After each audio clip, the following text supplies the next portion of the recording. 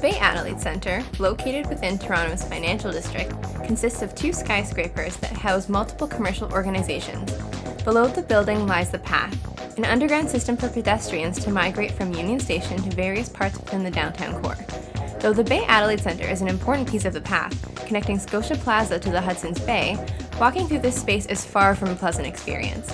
The underground plaza is divided into three sections: a walkway, a food court, and an adjacent retail business. The proximity of these functions induces psychological problems in frequent users of the space. We observed the food court at its busiest time, over lunch. The food court vendors are arranged in a C formation with seating located in the center. Since the edge of the seating area is adjacent to the Path, this poses acoustic and personal space issues for diners, as noise and movement are constantly surging around them as they eat. The continuous flow of downtown pedestrian traffic only adds to the frantic environment. High-gloss stone slabs and laminated reflective materials populate the space entirely, allowing sound to bounce from surface to surface. This forces users to speak loudly, which eventually creates an overall noise level that is psychologically unhealthy. Not only does the materiality deflect sound, the cold surfaces also create a visually uncomfortable, unwelcoming environment, which exaggerates its in and out function. Lighting considerations are purely functional.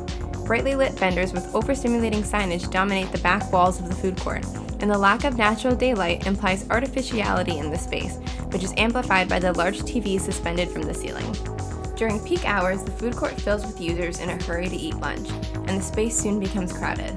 Long lineups begin to wind through the seating area, which causes guests to experience feelings of overcrowding. The high-density rush of people makes the space less accessible as well. Circulation paths get smaller, and seating becomes scarce. There are many environmental stressors present in this space: high density, continuous movement, high levels of noise, and visual overstimulation. This combination of stressors during a dining experience can lead to unhealthy effects on both a psychological and physiological level. This can directly alter human behaviors and have a strong negative impact on a person's mood, anxiety levels, and health.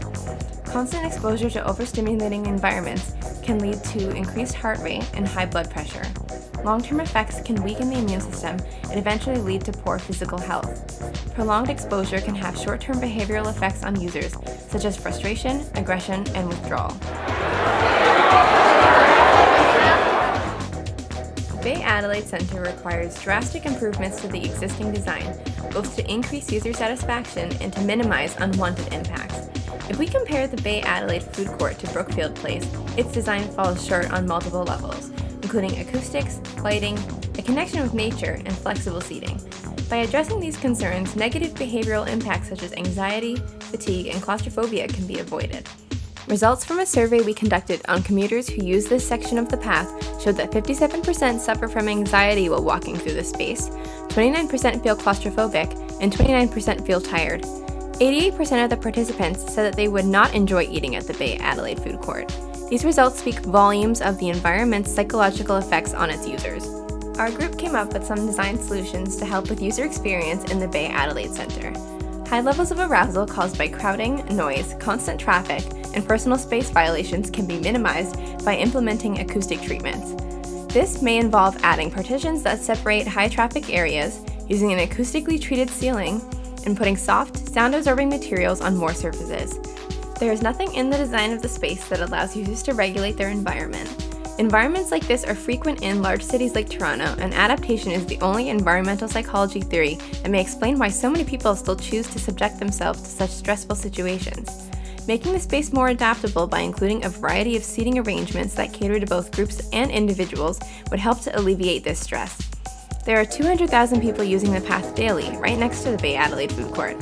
The constant influx of people could be better controlled by adding universal wayfinding and signage that properly accommodates crowds during peak hours. By addressing these concerns, the Bay Adelaide food court could become a place where users would want to spend time and return to work feeling relaxed and rejuvenated to finish a productive day.